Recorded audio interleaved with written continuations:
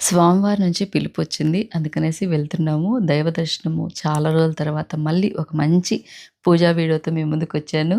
అంతేకాకుండా శివరాత్రి పండుగ రోజు మా ఇంట్లో పూజ, తర్వాత ఎక్కడికి వెళ్తున్నాము అనేది ఇవాల్టి వీడియోలో ఉంటుంది. వీడియో ఎక్కడ స్కిప్ చేయకుండా చూడండి. మీ అందరికి కూడా మంచి మంచి పాజిటివ్ వైబ్స్ రావాలని మనస్ఫూర్తిగా కోరుకుంటూ హాయ్ అండి. Welcome back to our channel మా ఇంటి హరివిల్లు. ఎలా ఉన్నారు? ఏం చేస్తున్నారు? బాగున్నారా? మేమైతే చాలా బాగున్నాము. మీరు కూడా చాలా చాలా చాలా బాగుండాలని మనస్ఫూర్తిగా నేను పూజించే దేవుళ్ళందరినీ కోరుకుంటూ శనివారం రోజు మా ఇంట్లో జరిగిన అద్భుతం అని చెప్పొచ్చండి. ఎంత హ్యాపీగా అనిపించిందంటే అండి అది మీకు వెంటనే షేర్ చేయాలి అని చెప్పి ఇదిగోండి ఇక్కడ చూస్తున్నారు కదండి. టైము 7, 7:15 అయిందేమోనండి. ఆ టయానికి సూర్యభగవాను సూర్యకిరణాలు డైరెక్ట్‌గా ఇక్కడ మీరు చూస్తున్నారు గదా! మా టీవీ యూనిట్‌కి పక్కనే అలా వుడెన్‌ది స్వామివారి విగ్రహం ఉంది గదా! డైరెక్ట్‌గా సూర్యకిరణాలు చూడండి ఎంత బాగా పడ్డాయంటే నాకు చాలా హ్యాపీగా అనిపించింది. ఆ టైంకి నేను పూజ గదిలో స్వామివారికి అభిషేకం చేస్తున్నాను. మా బాబు వచ్చి డోర్ తీశాడు. డోర్ తీసిన వెంటనే అమ్మ ఇట్రా ఇట్రా చూద్దురా అని పిలిచాడండి. అలా వచ్చి చూసేసరికి చూస్తున్నారు గదా! ఎంత హ్యాపీగా అనిపించిందంటే అండి డైరెక్ట్‌గా రోజు డోర్ తీసిన వెంటనే అలా ఎండ అనేది లోపలికొచ్చేది కానండి. ఇలా డైరెక్ట్‌గా స్వామివారి మీద పడ్డం ఇదే ఫస్ట్ టైమ్ అండి. మేము ఇల్లు కట్టించి ఇన్నేళ్ళు అయింది కదండీ! ఇలా ఫస్ట్ టైమ్ శనివారం రోజే ఇలా సూర్యకిరణాలు స్వామివారి మీద పడ్డము, స్వామివారికి అభిషేకం చేస్తున్నట్టుగా అలా కనిపించడము, ఆ టైంకి నేను పూజ గదిలో స్వామివారికి అభిషేకం చేస్తూ ఉండడము, అదంతా యాదృచ్ఛికం కాదు. నిజంగా స్వామివారు మా ఇంట్లో ఉన్నాడా? అది శనివారం పూట ఇలా జరగడము చాలా సంతోషంగా అనిపించింది. నిజంగా స్వామివారి పిలుపు మాకొచ్చింది అనే దానికి నిదర్శనమే అనిపిస్తదండి. నాకు మాటలు కూడా రావట్లేదు. ఎందుకంటే మరుసటి రోజు అంటే ఆదివారం శివరాత్రి పండుగ రోజే మేము తిరుమలకు బయలుదేరుతున్నాం అనమాట. ముందు రోజు నేను ఒకవైపు అభిషేకం చేస్తుండడము, ఒకవైపు ఇలా స్వామివారికి డైరెక్ట్‌గా సూర్యభగవాను సూర్యకిరణాలు అలా పడ్డము చాలా సంతోషంగా అనిపించి వెంటనే కొంచెంగా క్యాప్చర్ చేసి ఇవాళ మీకు షేర్ చేస్తున్నాను. అసలు ఎంత ఆనందంగా అనిపించిందంటే అండి మనసు పులకరించిపోయింది. ఇలా దేవునికి తులసి మాలలతో అలాగనే చేమంతి పువ్వులు అలంకరించేసి నిండుగా ఇలా పువ్వులతో దీపాలు వెలిగించి పూజ చేశాను. చాలా సంతోషంగా హ్యాపీగా అనిపిస్తుందండి. నాకు పూజ గది ఇలా నిండుగా కళకళలాడుతూ ఉండాలి. ఎక్కువ దీపాల వెలుగులో స్వామివారిని, అమ్మవారిని చూస్తూ ఉండాలని కోరుకుంటూ ఉంటాను.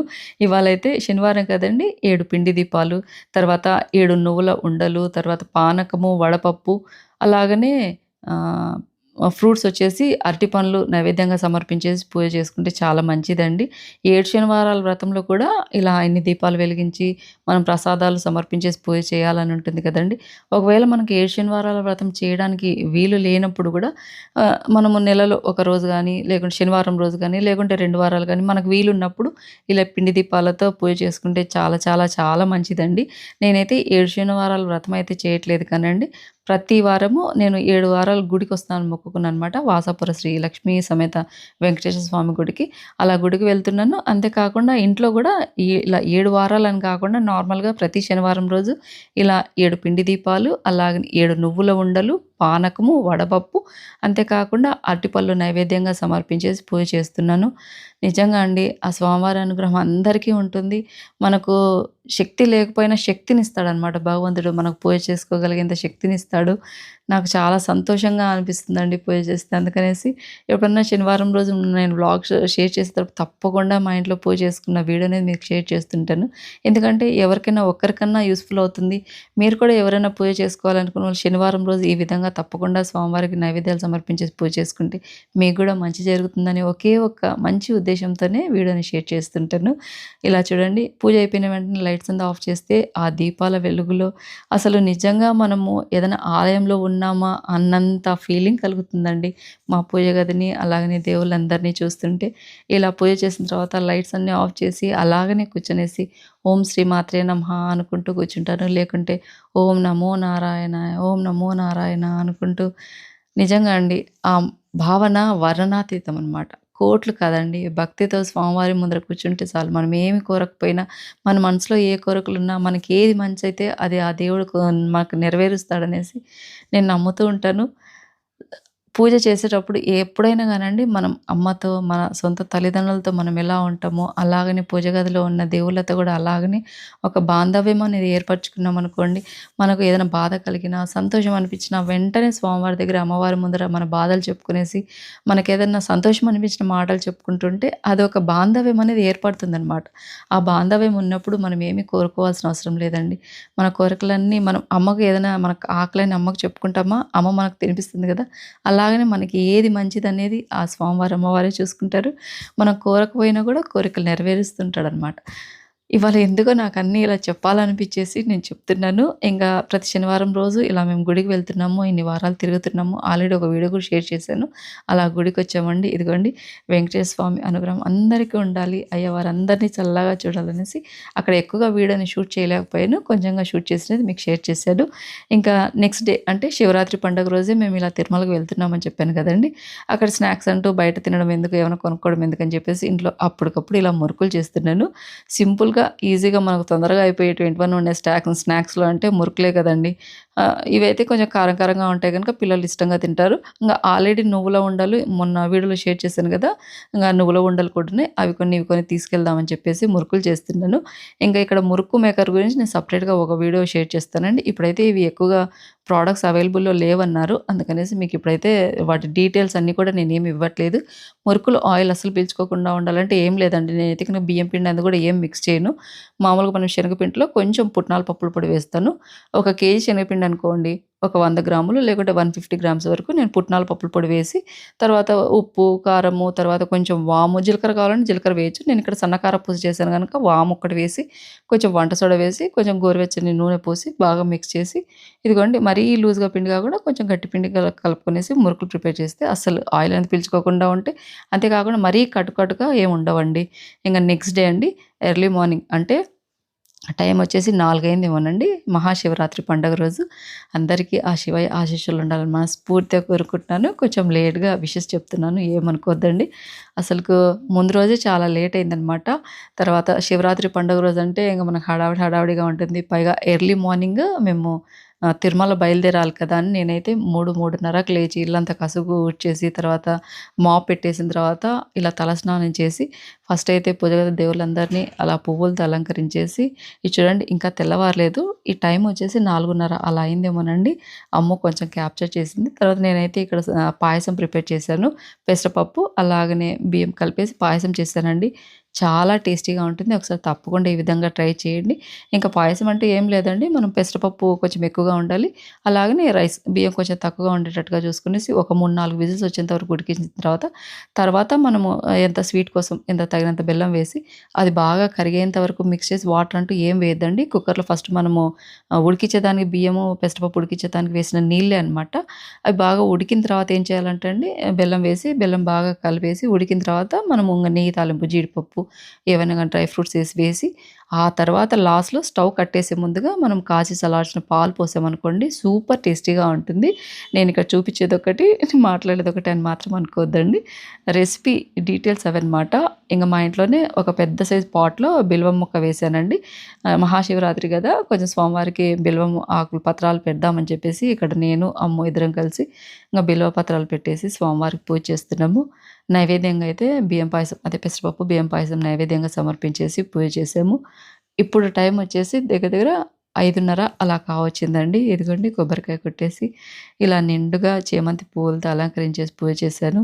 స్వామివారి ఇదిగోండి ఇక్కడ చూస్తున్నారు గదండీ! తోరణము, స్వామివారి విగ్రహం ఎక్కడ తీసుకున్నావు అక్క అని చాలామంది అడుగుతున్నారు. ఎప్పుడో 3 ఇయర్స్ బ్యాక్, 4 ఇయర్స్ బ్యాక్ తిరుమలలోనే తీసుకున్నానండి. ఆల్మోస్ట్‌గా మా ఇంట్లో ఉన్న బ్రాస్ పూజ ఐటెమ్స్ అన్నీ గూడా తిరుమలలో తీసుకున్నటివేనండి. సంవత్సరానికి ఒకసారి గానీ, లేకుంటే సంవత్సరానికి ఒకసారి 2 సార్లు కానీ అలా వెళ్తుంటాము. వెళ్ళినప్పుడు ఏదో ఒకటి గుర్తుగా ఉండాలనేసి ఎక్కువగా బ్రాస్ ఐటెమ్స్ అంటే నాకిష్టం గనక అలా ఏవో ఒకటి తెచ్చుకుంటూ ఉంటాను. కాస్ట్ గూడా 3400, 3600 పడ్డాయండి. ఇంకా ఇదిగోండి లైట్స్ ఆఫ్ చేసాము. శివరాత్రి పండుగ రోజు మా ఇంట్లో పూజ అయితే ఇలా చేశామండి. ఇప్పుడిప్పుడు తెల్లవారుతుంది. టైమొచ్చేసి 6 కావచ్చిందేమోనండి. దీపాల వెలుగులో ఇప్పుడిప్పుడు ఉదయం అవుతున్న టైంలో ఎంత బావుంటుందంటే అండి పూజ గది నిజంగానండి. చాలామంది నేనిలా పూజ వీడియోస్ షేర్ చేసినప్పుడల్లా అంటుంటారు. పూజ గదిని ఎక్కువగా చూపించకూడదు అనేసి. నాకేంటంటే అండి ఏదో వ్యూస్ కోసము పూజ గదిని ఎక్కువగా చూపడం అలా కాదండి. ఎవరో ఒక్కరైనా కానీ ఇలా పూజను చూస్తే ఇన్‌స్పైర్ అయ్యి వాళ్ళు గూడా ఇంట్లో పూజ చేసుకుంటారు గదా! వాళ్ళకి గూడా పూజ అంటే ఇంట్రెస్ట్ ఒస్తుంది కదా! అలా ఒక్కరైనా గానీ పూజ చేసినా అంతో ఇంతో మాకు గూడా పుణ్యం ఒస్తుంది కదా! అనే మంచి భావనతోనే నేను మీకు షేర్ చేస్తూ ఉంటాను. ఇంకా ఇదిగోండి పూజ అయిపోయిన తర్వాత అత్తయ్య ఇంట్లో ఉన్నారనమాట. అత్తయ్య కొంచెం బ్రేక్‌ఫాస్ట్ అలా ఏర్పాటు చేసి ఇంక మేమైతే తిరుమలకు బయలుదేరుతున్నాము. అంటే మరుసటి రోజు ఇది శివరాత్రి పండుగ రోజు అంటే ఆదివారం రోజు బ్లాగ్ కదండీ. మరుసటి రోజు అంటే సోమవారం మధ్యాహ్నానికి మాకు స్వామివారి దర్శనం అనమాట. ఇంత ఎర్లీగా వెళ్ళడానికి కారణం ఏంటంటే అండి, ఇలా టైం వచ్చేసి 6:30 అలా కావచ్చిందేమోనండి. ఆదివారం రోజు 6:30 అలా కావచ్చింది మార్నింగు. ఇటు నుంచి ఫస్ట్ కాణిపాకం వెళ్ళాలి. కాణిపాకంలో వినాయక స్వామి దర్శనం చేసుకున్న తర్వాత అటునుంచి తిరుమలకు వెళ్ళాలి. దగ్గర దగ్గర 1, 2 అలా అయినా కూడా మధ్యాహ్నము తిరుపతికి వెళ్ళేసరికి అక్కడి నుంచి పిల్లలిద్దరూ కాలినడకన వస్తామని మొక్కుకున్నారంట. అందుకని కొంచెం ఎర్లీగా వెళ్తే బావుంటుంది. మరీ నైట్ అయితే పిల్లలు నడిచేదానికి ఇబ్బంది పడతారు కదా అనుకునేసి, ఇంకా ఇక్కడ ఫస్ట్ అయితే అందరం బయలుదేరుతున్నాము. టైం వచ్చేసి ఎంత తొందరగా 6 కల్లా బయలుదేరాలనుకున్నా కొంచెం మా ఇంట్లో లేట్ అవుతుందండి. ఇంకా 6:30 కల్లా బయలుదేరుతున్నామంటే ఓకే అనుకున్నాం. ఎందుకంటే ఇంకొక గంట లేట్ అవుతుందేమో అనుకుంటాము. ఇప్పుడు చిన్న పిల్లలు అప్పుడైతే కొంచెం లేట్ వాళ్ళని రెడీ చేయడము, అలా టైం ఎక్కువ తీసుకుంటుంది అనుకునేవాళ్ళం కానండి. ఇప్పుడైతే మాత్రము పిల్లలే కరెక్ట్‌గా టైంకి అలారం పెట్టుకునేసి, ఎందుకంటే ప్రతి శనివారం రోజు మేమందరం కలిసి గుడికి వెళ్తున్నాం గనక, వాళ్ళు కూడా ఎగ్జాక్ట్‌గా ఈ టైంకి అలారం పెట్టుకొని, అలారం ఆ టైం మోగంగానే వెంటనే లేచి పిల్లలే రెడీ అవుతున్నారు. అదొక నాకు ఫుల్ హ్యాపీనెస్ అనమాట. పిల్లలు ఎక్కడికన్నా గుడిల కంటే చాలా వరకు పిల్లలు ఇంట్రెస్ట్ చూపరు గదండీ! మా ఇంట్లో మాత్రం అలా కాదండి. గుడికంటే ఓకే వెళ్దాం. ఏ టైంకి లేవాలి అని అడుగుతారు. కరెక్ట్‌గా ఈ టయానికి లేవాలి, ఈ టైంకి ఎగ్జాక్ట్‌గా బయలుదేరాలి అంటే కరెక్ట్‌గా ఆ టైంకి ఎగ్జాక్ట్‌గా పిల్లలు రెడీ అయ్యుంటారు. వాళ్ళు రెడీ అయ్యాక నన్నే అరుస్తారండి. మమ్మల్నేమో ఇంత తొందర రెడీ అవ్వమన్నావు, నువ్వేమో ఇంకా రెడీ అవ్వలేదు.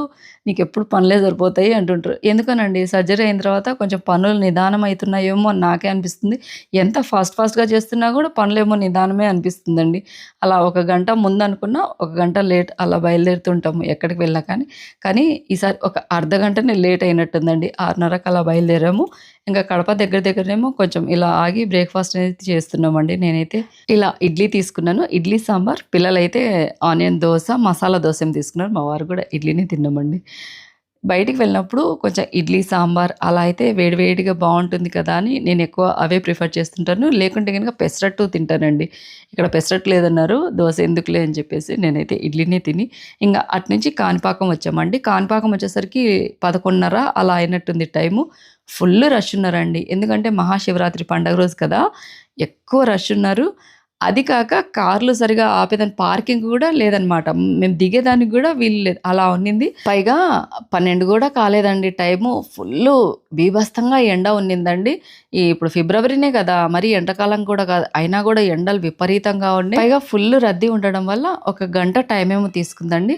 అయితే తర్వాత దర్శనం మాత్రం చాలా బాగా అయిందండి. మనం ఎంతసేపు నిలబడుకొని, ఎంత శ్రమపడి దేవుడిని చూడ్డానికి వెళ్ళినా గూడా దర్శనం చాలా బాగా కళ్ళ నిండుగా స్వామివారిని చూసామనుకోండి, మనం పడ్డ శ్రమంతా మనం అలసిపోయినా గూడా ఆ అలసట అంతా పోతుంది గదండీ! నాకైతే అలాగనే అనిపిస్తుందనమాట. ఇంక కాణిపాకంలో స్వామివారి దర్శనం అయిపోయిన తర్వాత ఇంగ మధ్యలో ఇలా భోంచేసుకునేసి ఇంకా తిరుమలకు బయలుదేరుతున్నామండి. అంటే తిరుపతిలో పిల్లల్నిద్దరిని అలిపిరి మెట్ల ద్వారా వాళ్ళు నడిచొస్తామని మొక్కుకున్నారు కదా!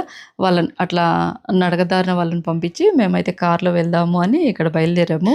ఇంకా నెక్స్ట్ వ్లాగ్‌లో ఇంగ తిరుమల వ్లాగ్ అనేది మీతో షేర్ చేస్తాను. అంతవరకు keep watching. Thank you for watching. ఓం నమో వెంకటేశాయ. బాయ్ అండి.